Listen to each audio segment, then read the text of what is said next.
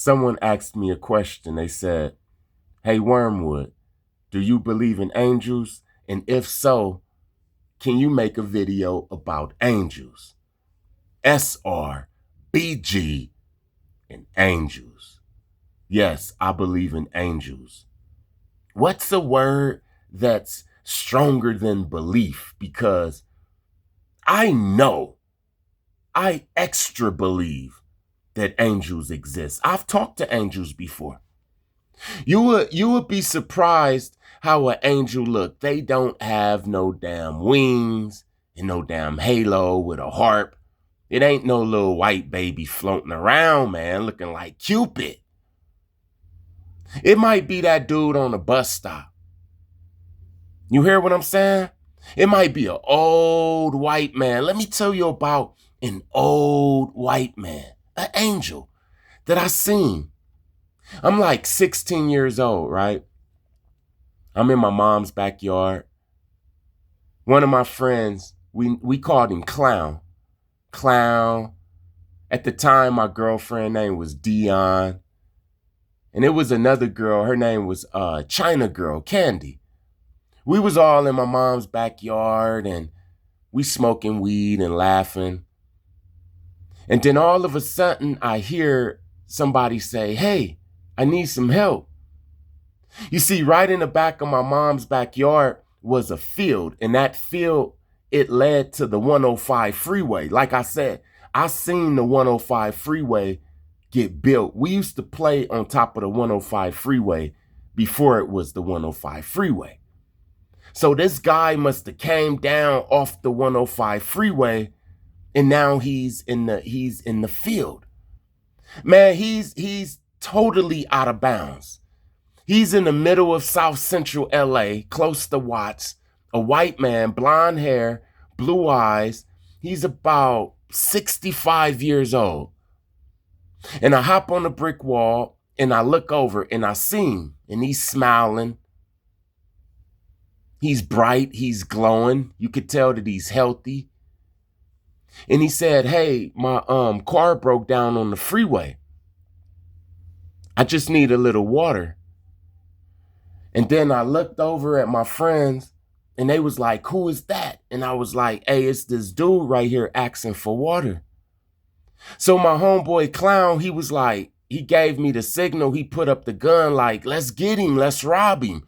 I mean, 9 times out of 10, that's what would have happened to him. We would have robbed him and I would have agreed to rob him. I was a teenager, right?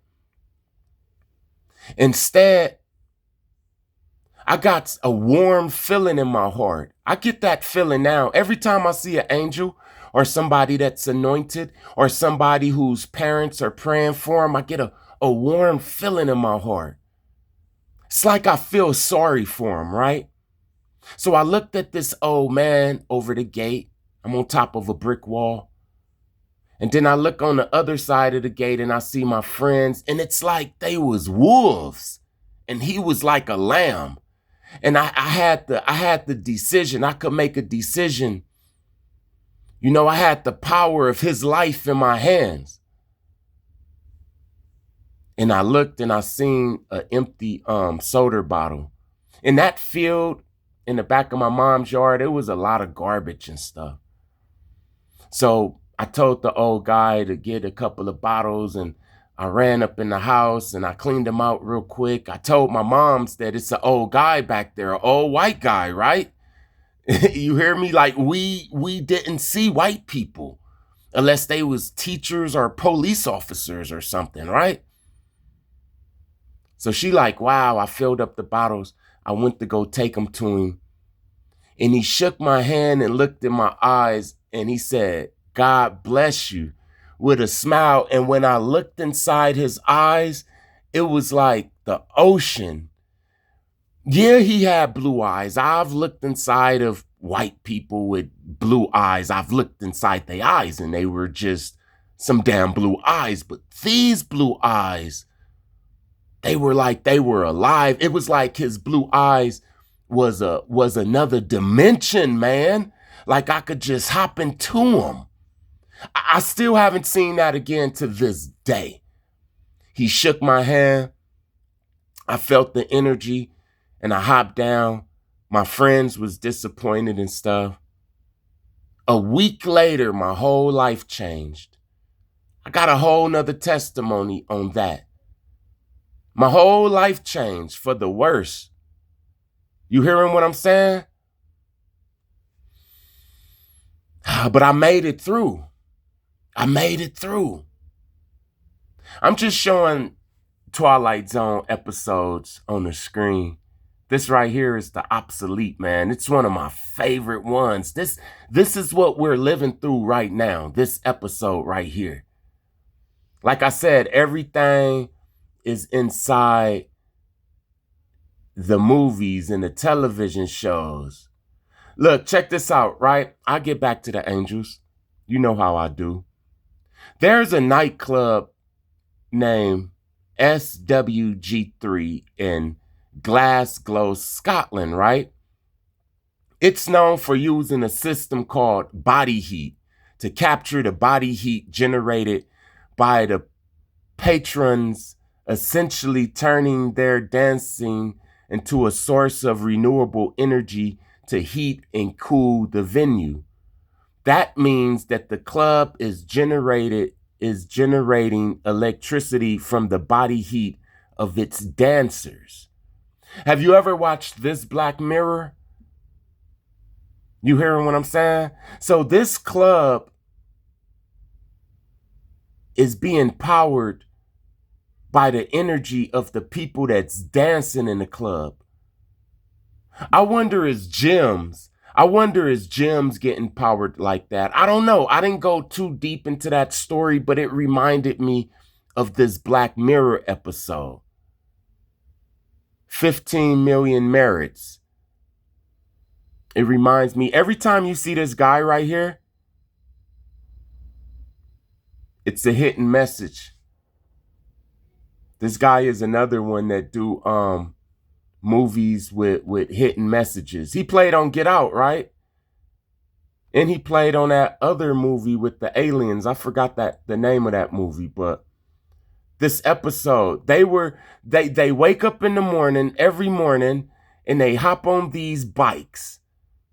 And it's like they play a video game, and they get on these exercise bikes. And I guess these exercise bikes is what power they little 5-minute cities, just like this, man. Just like this club. That's crazy. And look, this looks like hell. This looks like underground. This is crazy. This is how they're going to be powering their underground civilization, through people. Just like the people is powering this damn club. Now back to the angels, man. Because yes, I believe in angels. Like I said, I wish I knew a stronger word than believe. I know that angels exist 150%. If I would have robbed that guy, I wouldn't have made it out of the 90s, man. All of the shit that came after that. Now, the angel, the white dude that was inside of the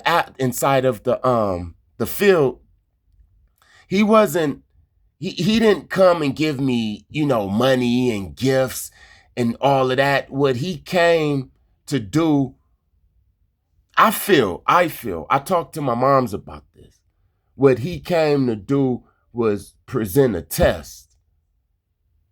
Like, hey, Wormwood, in the next coming weeks, your life is about to change.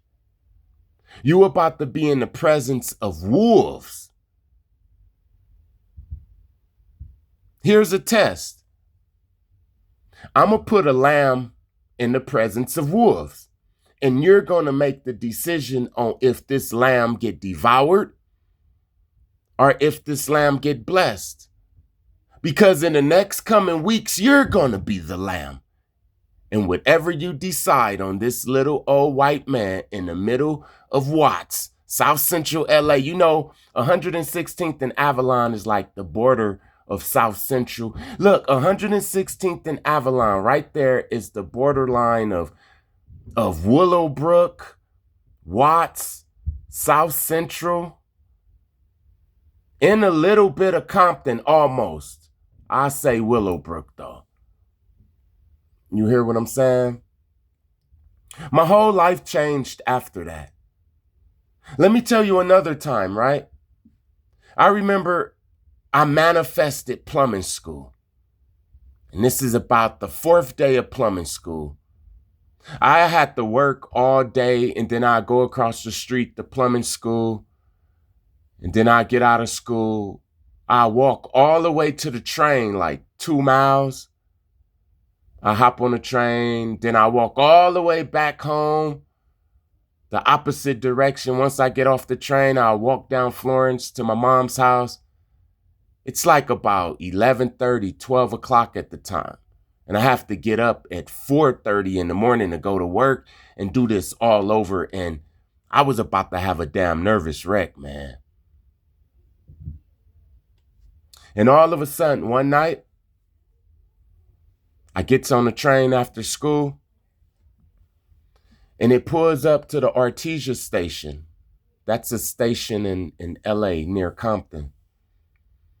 And the little guy, he was about 4 feet. He was about probably like 60 pounds. He was a brother. He had a real small head, some big eyes. He was a brother, but he looked like an alien, but a person would say that he had a deformity, right? He had a little head the size of like a extra large grapefruit, right? A grapefruit head, little motherfucker. And he was black. And he had like some little curly hair, and his eyes was like to the side, like kind of leaning to the side of his eyes, like by his temples. He looked at hella weird, and he talked it with a little squeaky voice. Soon as the train pulled up, he was right there. He was looking right at me. And I looked at him because he looked weird, and he got on. And the train was empty because it's like 11 something, right? It wasn't that many people on the train. And he sat right by me on the opposite side.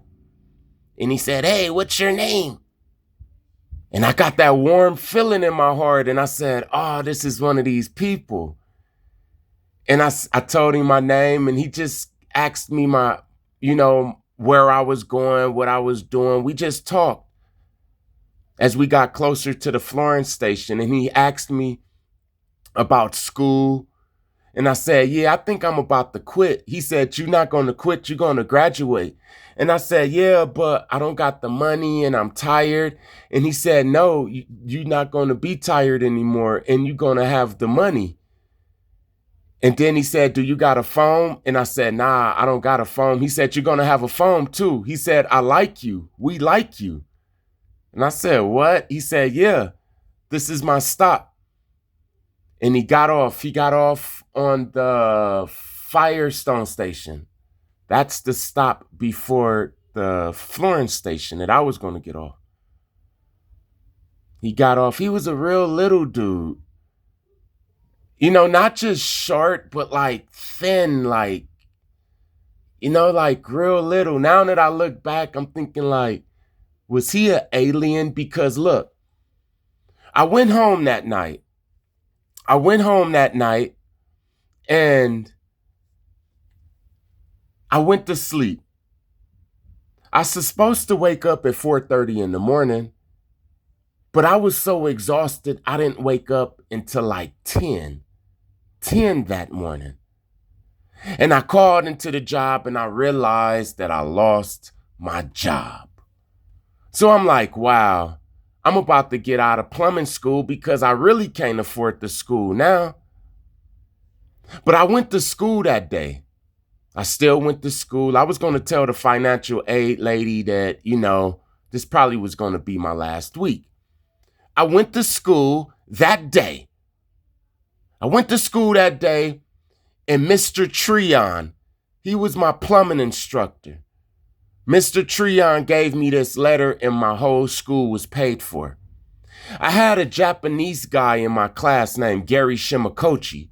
His family owned a couple of Japanese restaurants in Gardena, California, right? He was like, "Hey, Nick, you need a ride home?" I said, "Yeah, I can't pay you, man, but I would like a ride home."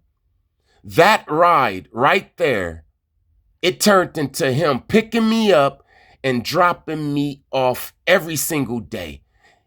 He was going through something in his life. He was going through a divorce. And you know, this is why I say that listening is a superpower. Because I used to listen to him. I used to listen to him as he drove me to school and when he drove me back home. He even used to give me all of the leftovers from his restaurant, his parents' restaurant. And it was fresh. It was fresh. You know, they serve sushi and teriyaki chicken. They have to get rid of it every single day. You know, it was good to me. You hear what I'm saying? It wasn't rotten or spoiled. It was good. It was hours old. I got all of that. I graduated and all of that. I didn't pay not $1 for the damn school. I didn't have to catch the bus. I didn't have to ask for a ride. I didn't have to ask for lunch money or anything. That little guy was an angel. After that, I got a phone.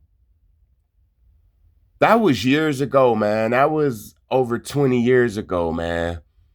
I've been having a phone ever since, too. You hear what I'm saying? You see this damn episode? This is called Talking Tina. This used to scare the hell out of me when I was young, man. This is where they get all of that Chucky and all of that. I'm telling you, man, the Twilight Zone got all of the secrets up in it, man. You hear what I'm saying? Look, this one right here, this is why they're afraid of us. It's a Good Life. If you want to know why they're afraid of us, watch It's a Good Life. This little boy was terrorizing his town with his powers of telekinesis and telepathy and wishing they ass into the cornfield. You see, this is what we about to start doing to him. His name is Anthony, little Anthony. All of the chosen got the power of little Anthony. I remember I was battling the witches. I was battling the witches in Long Beach. And when I see one of them, I point at them like this. I promise. I used to be crazy when I used to be battling them. You hear what I'm saying? Now I'm more humble with it. I'm more mature. You know what I'm saying? But at first I used to be on their ass, and they used to be on me too. You feel me? But yeah, man, back to the angels.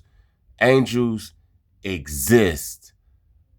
Those two people, I feel the white guy, he was an angel.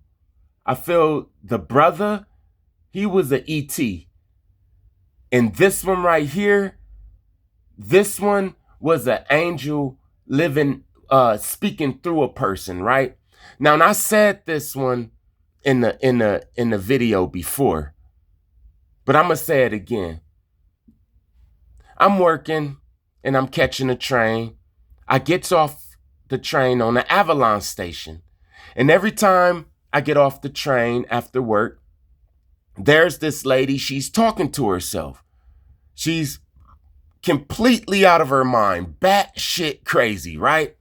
Smelling like piss and everything. I walk past her, I don't pay her no mind, day after day. So one day I'm walking down and it's like she's waiting on me. And she said as clear as day. I mean, she wasn't talking gibberish or anything. She said, "Hey, go back up there because them guys over there is going to try to kill you." And I looked at her crazy like, "What?" And she looked at me serious like, "Go back up the steps because those guys over there are coming to kill you." And I said, "Who?" So I looked to my left, and there was some essays, some Mexican gangbangers. They was on 118th and Avalon, and they were with a corn man, the Mexican, the paisas who sell corn and ice cream and stuff on a bike. And it was like they was dusting him off and helping him up. And he was pointing at, look, the Mexican guy was doing this to me. I was across the street and the Mexican guy was pointing at me, and then it all made sense. And the essays looked and they started walking towards their car, and I was like, damn. So I ran up the steps, and now I'm panicking because at any moment they could just run up here and then it's all over. And you know, in LA, people do stuff in broad daylight. You hear what I'm saying? So I'm like, damn, at any moment, the train's not coming, and I'm praying, you know, and then I could see when you on top of the platform on the train, you're up, and you could see when the cars go from under the overpass. So I seen them. They drove, and then they turned around, and I'm like, oh, they coming back. And then they drove, and I seen them come from under the overpass, the opposite direction. Then they drove a little bit, then they turned around. They was circling, right? It's like they was trying to see where I went. It's like I disappeared. And then all of a sudden they did the circle thing one more time, and they just left. They headed towards the downtown LA area on Avalon Boulevard. And I waited for a couple of minutes, and I went down, and I seen the lady, and then she gave me this big smile, man. Like the same smile that the white guy gave me, the same smile that the brother, the little brother. I wish y'all could see the little brother. He was just so little, like you could just pick him up, but he was grown though, right? The little brother, the homeless lady, she gave me this smile, and it was like she was so pure at that time. And right when I was looking at her and confused, she turned back into that crazy lady. It's like it went away. It's like she turned back into that lady. You know, after that day, she didn't even know who I was. Like, that never happened. Like, this is wild, man. Yes, to the person that asked me the question about angels, angels exist. Not only do they exist physically, they exist. They express themselves through other people. And if you have experience with these angels, just like experience with demons, you will see that they all have a certain look. It's hard to explain. Like, demons have that demon face syndrome. It's like the look give them away. The eyes, it gives them away. This is why I treat people good, man. Just imagine if I treated that lady like she was an old, crazy, old, stinking lady. I wouldn't be here right now to talk about that lady. That lady saved my life, man. You hear what I'm saying? This is why we treat people good, man. You never know. You never know. You never know, man. I got so many stories like this. And I appreciate everybody that listened to them. I appreciate everybody that like, comment, share, and subscribe. I appreciate all of the subscribers, I promise. I see it, God see it. Blessings to you and your situations. Peace.